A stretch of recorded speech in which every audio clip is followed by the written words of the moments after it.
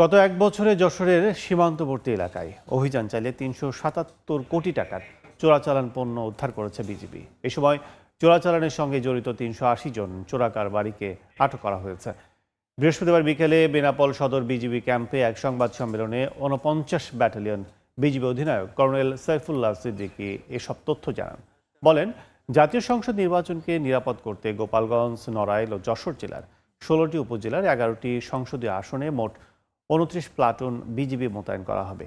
এর মধ্যে সীমান্তবর্তী ২টি উপজেলায় বিজিবি এককভাবে এবং অন্যান্য উপজেলায় বিভিন্ন বাহিনীর সদস্যদের সাথে যৌথভাবে দায়িত্ব পালন করবে।